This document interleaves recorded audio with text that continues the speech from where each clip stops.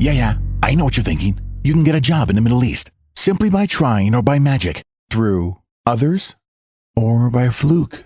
Remember that competition is everywhere. Some here, some there, but bam! Loy Machedo is the best.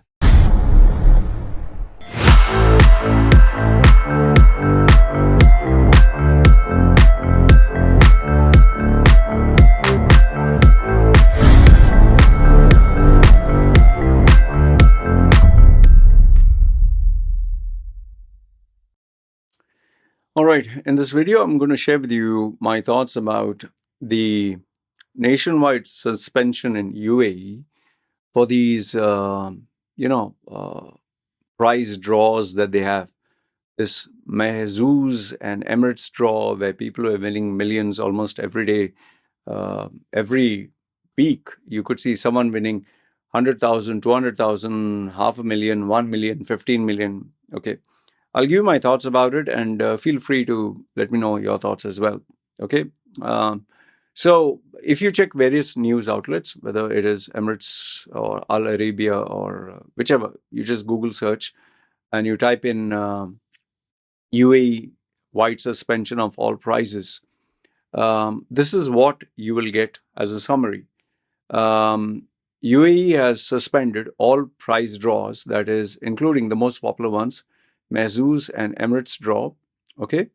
Operators were directed right from the 1st of January 2024 to pause all such activities.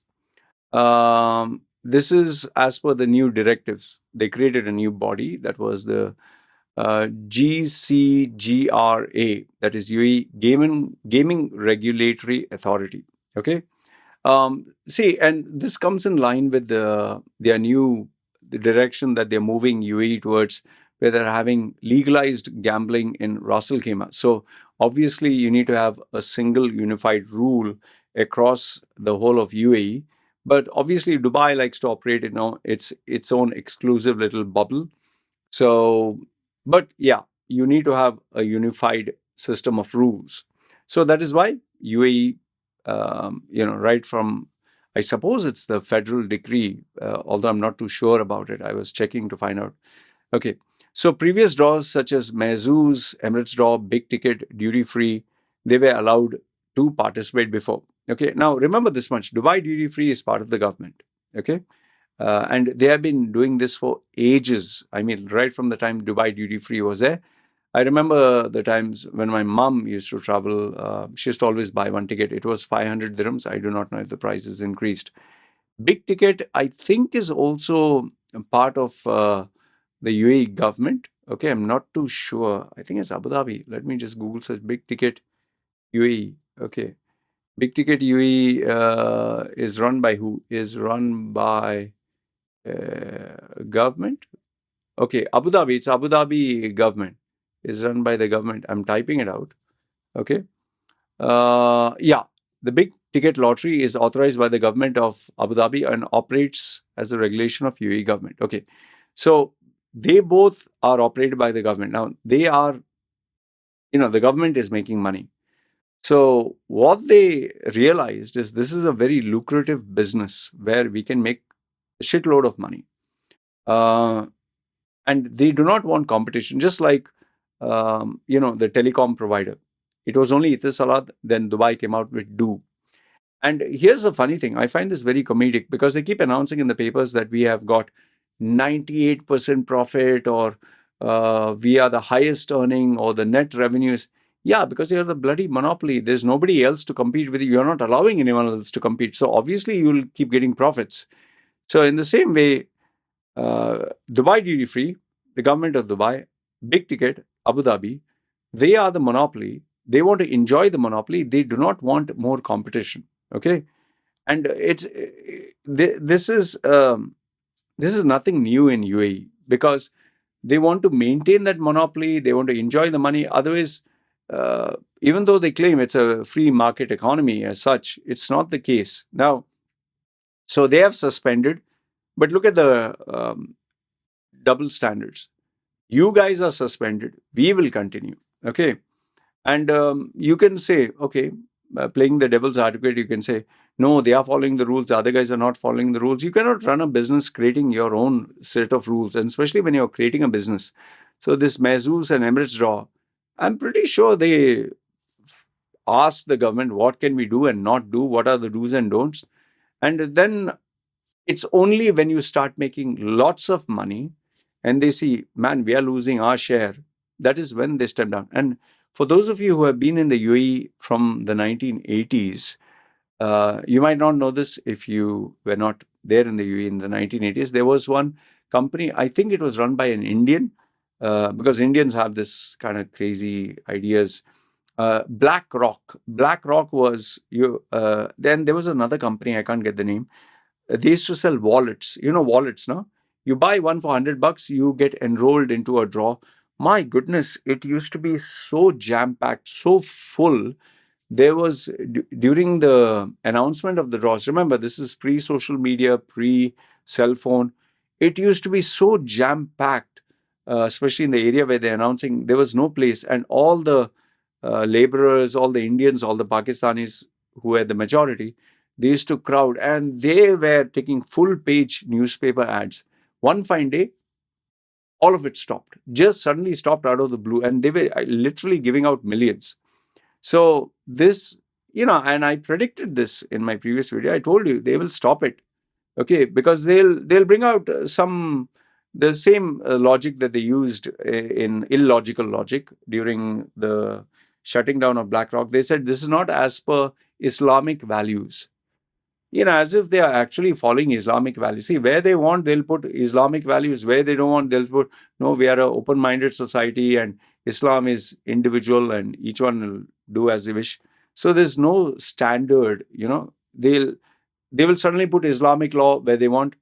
And when they don't want nightlife, prostitutes, drinking alcohol, gambling and Ras Al Khaimah, that is not Islamic. So you can see the double standards.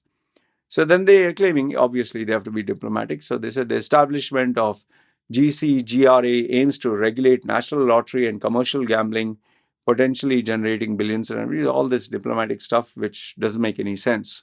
They will talk. And just to tell you, see, Mahzooz was GCC's first weekly draw, where you purchase a water bottle for entry and you get a grand prize of 20 million. Odds of winning this grand prize was 1 in 1.9 million. Okay. And it always depended on number of tickets you purchase and matching number. So that was Mahzooz. Emirates draw was 3 prizes based on categories with a mega 7 draw, the numbers, 7 numbers, and 200 million in its weekly draw, which is even more bigger. And the odds of winning were 1 in 10.3 million. Okay. And they were low cost. Both of them were low cost. So people could buy many, many tickets. Okay. The big ticket, however, was 24 karat gold and luxury cars, and it was a monthly raffle. And the ticket purchases were limited and return options increased compared to one-time random draws. Okay. And Dubai duty free, obviously, the tickets are more expensive, more premium, lesser competition. And you can purchase multiple tickets, but it does cost you a bit. Okay. So overall, like in a nutshell, what I feel is, see, UAE is a business hub, which I've always told you. This has been my standard statement. They are looking for what benefits them. And the minute they see a gold rush or they see lots of revenue coming, lots of profit, and someone else is enjoying, expatriates or private investors, they will just change their laws. If you see, you can Google search this on YouTube. UAE changes its law like someone will change their underwear. They just don't have anything standard. They can just change drastically. They can say one thing today, they'll say one thing tomorrow. Like it's the same with the freehold property, which now doesn't exist, I guess. I remember those days, they were selling millions and millions of apartments, telling people you'll get lifetime visa, which that time there was no such visa. Now they have created this gold visa, silver visa, purple visa, green visa, talented visa, special category visa, all, I don't know what all, rainbow colored visa. And they have different set of rules and different set of regulations. You ask one guy who is working in the government, and then you ask another guy, you go to one part of the emirate, ask another guy. There's always so many variations. So all I suggest is, if you're an expat and you're not too sure, I would say the place where you're planning to settle down, get someone who's seasoned, who knows actually, and someone through recommendation to guide you. Otherwise, you're in for a loss. Now, my only question is, the people who won the millions and millions from Mahzooz and Emirates Draw, some people are even getting a salary, 25,000 dirhams per month, free salary for the rest of your life for 30 years old. Will they get it? Or my gut feeling is, if Mahzooz and Emirates Draw promised your salary for the rest of your life, 30 years, they'll play some game and shut it down. You can never trust. That's why I tell you, get your money, get it fast, bye-bye. Bam, bam, thank you, ma'am. Don't keep any future promises.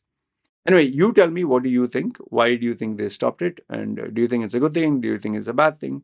For me, I just feel this is business. As long as there's a demand, there will always be the supply. And as long as demand stays and the people's illogical greed and need for money to become rich as quickly as possible, that's a fantasy dream that will never end. And everyone from every single part of the world would love to go for this. Even poor people do it, and poor people love to do it because that's the only thing they live for. Anyway, good, bad, ugly. Let me know your thoughts in the comments below. I would definitely be reading what you have to say. All right, you guys take care. Signing off.